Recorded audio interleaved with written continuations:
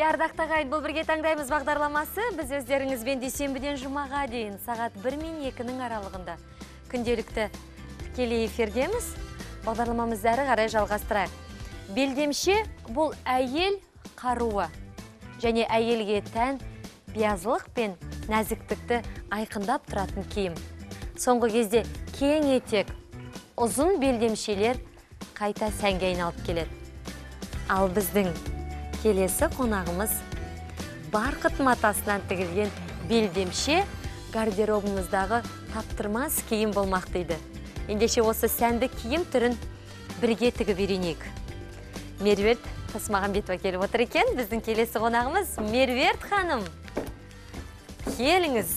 Ай, тамаша. Қайырлы күн. Қош келдіңіз. Көңіл күйіңіз қалай? Жақсы. Сізді сағынып қалдық. Меруерт ханым, тігінші десе тігінші, барлық киімдерді өзі-ақ тігіп, әп-әдемі болып, және де дизайн стилінде өзі өзгертіп тұрады сондай. Шаш стилінде, шаш үлгісінде, өзінің бір жаңағыдай киген киімінде өзгертіп тұрады. Бір қарасаң спорттық түрде, бір қарасаң жаңағыдай әп-әдемі осындай көйлектер, бір қарасаң шалбар әдемі, бір casual стилінде кетіп бара жатасыз.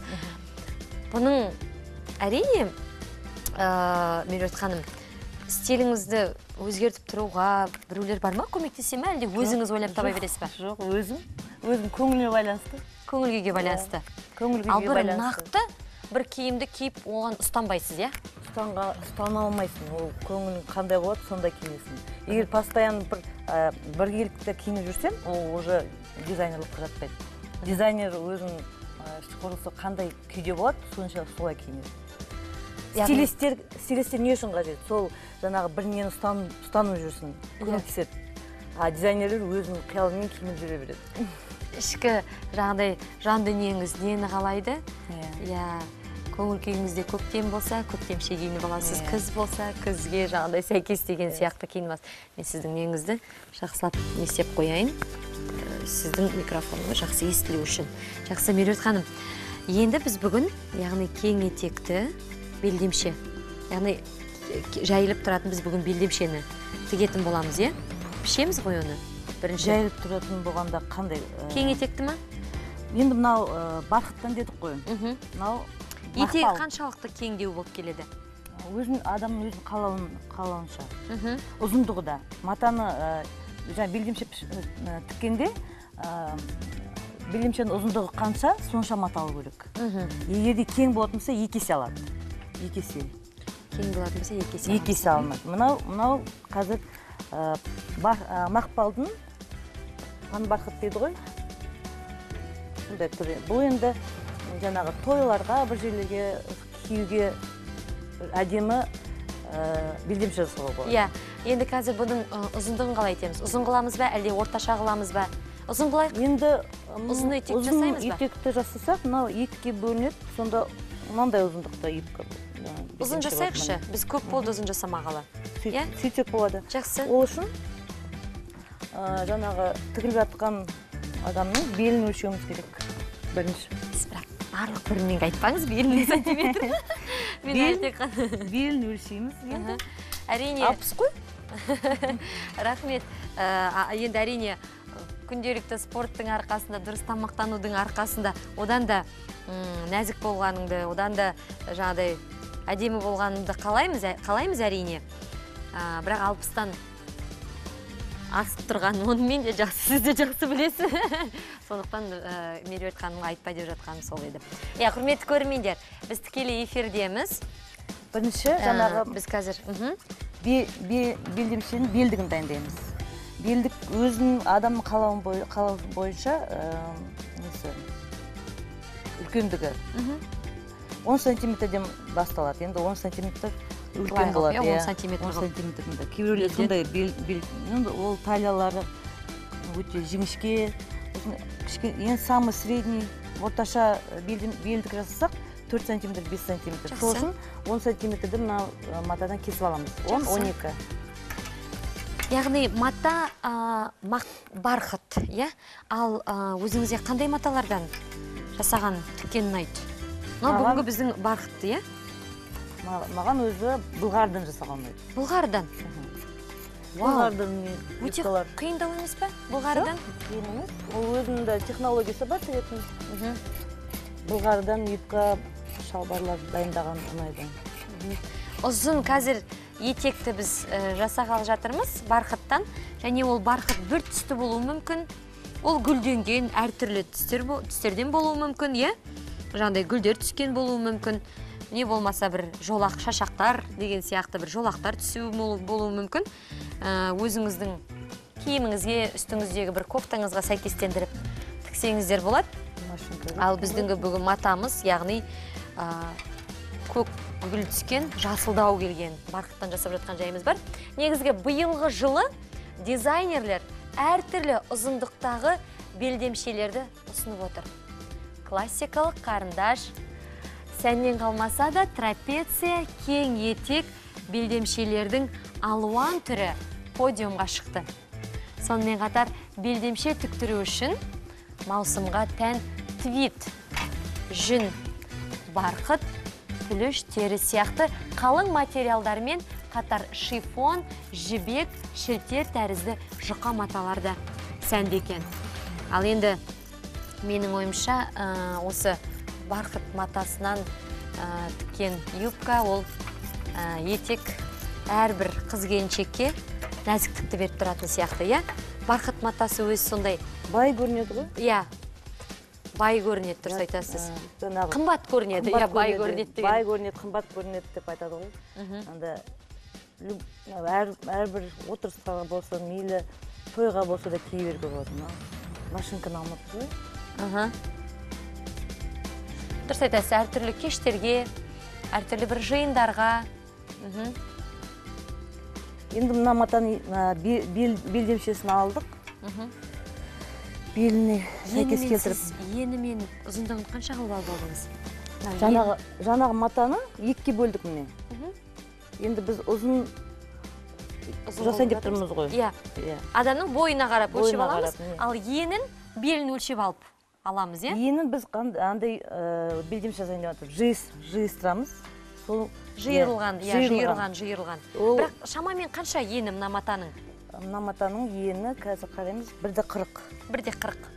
Бұл шамамен. Итальяндық маталар, дубайский маталар барлығы 1:40 болады. Түсінікті. Ені 1:40. Оны біз кесіп тастамаймыз. Енін ешқандай? Ешқашан.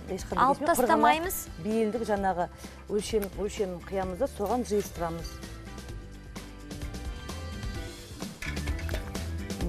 Белдің өлшемі.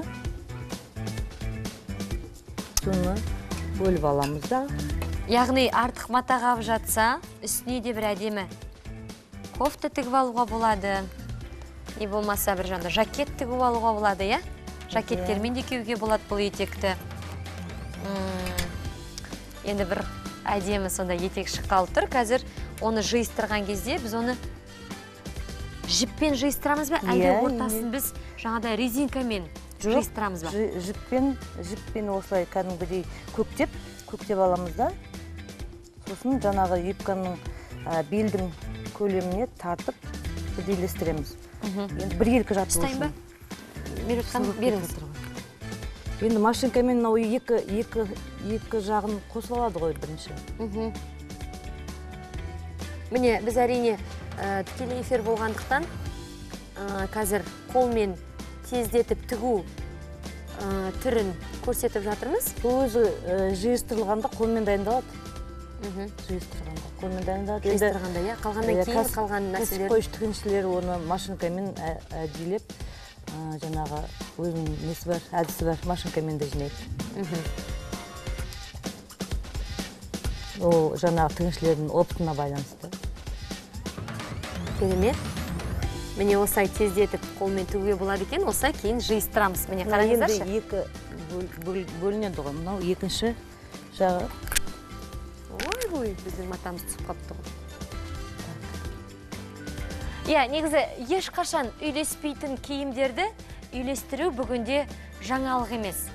Ал сарапшылар көше сәнінің ғұмыры ұзақ болмайды деген сайын, керісінше қарқынды дамып жатқан байқаймыз.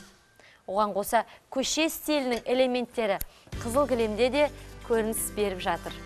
Демек, жарқыраған сәнді кешкі белдемшемен қарапайым ақ футболка қазір сәнде. Ол кеңесімізді ескере жүрерсіздер. Әрине, қазір бір қаттықталған бір қағида жоқ. Осы дизайнға келген кезде бір дизайнерлер, стилистер, бір біз ойламайтын, біздің миымызға кірмейтін кейбір стильдерді ұсынып жатады. Сол кезде әрине таңғаласың, ал бірақ қазіргі кезде сол сәтте. Бір-бірімен сәйкес келмейтін, сөмкі мен аяқ киім. Әрине ол бір дөрекі көрінетін сияқты. Көзге бір жаңадай көзіміз үйренбеген, не киіп алған, наның бір жаңадай несі талғамы жоқ екен ғой деп кейде айтып жатамыз, я?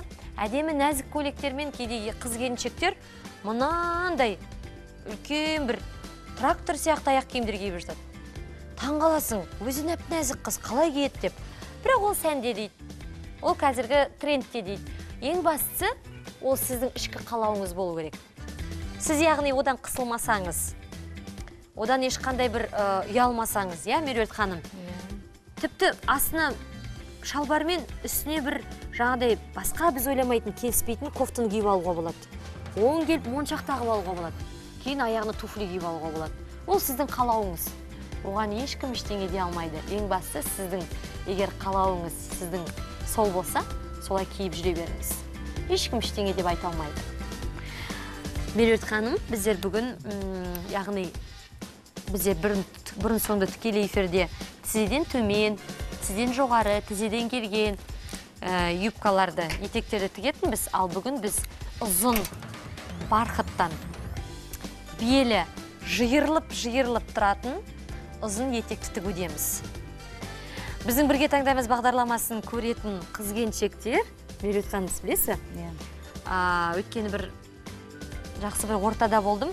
Сонда қыз-келіншектері бірге таңдаймыз бағдарламасын көріп отырып, шеберлік сабағына барып, осы біреу тігіншілік кәсібін дамытуда. Өзіңіз сияқты. Бағдарламаны көргеннен кейін қызығушылық танытқан ғой. Сіз сияқты бір адам келіп шабытын ашса керек. Мен не қып отырмын үйде? Мен не қып үйреніп алмайым деп, жаңағыдай бір айда, 2 айда шеберлік сабағына барып, қазір киімдерді өз тігіп ала береді екен. Ол өзінің адамның талабына байланысты, құштарлығына байланысты. Бұл жұмыс ішкі қалауына, бұл жұмысқа өте шыдамдылық керек қой. Кейбіреулер жаңағы бітіріп, сол именно дәл осы тігіншілікті бітіріп, істегісі келмейтіндер де бар.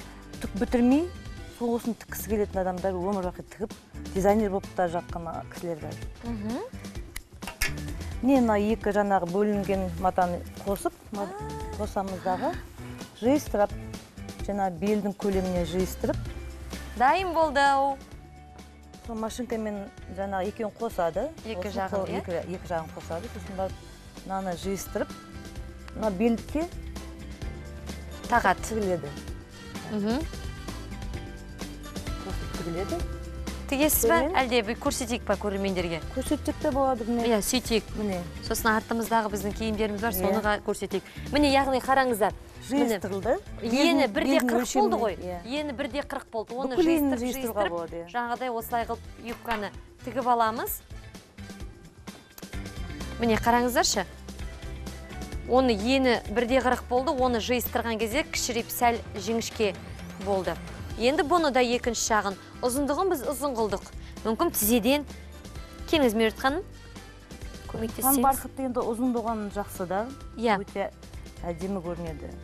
Оған жаңағы сіз айтқандай Нұрбегүл, енді пан-барқыт кимей, басқа матадан футболка болса да кие салса болады.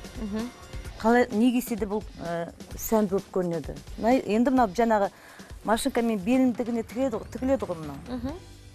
Бүйтіп тігеміз. Мына жағын, е? Иә, мына жағын. Бұлай мынаған жаңағы тігіледі де, сөйледі бүйтіп түседі.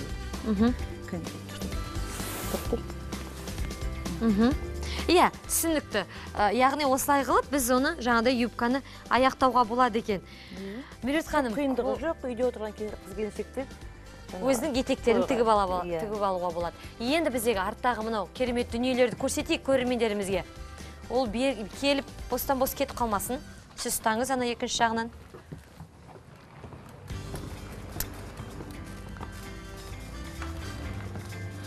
Бұл көтерие деп. Бұл етекте жаңағы қиғашынан пішілген юбкалар. Енді мынау эко былғары дейді ғой, содан тігілген. Мындай қыздар, тігінші қыздар мындай әдіптеп. Мынау жаңағы классикалық.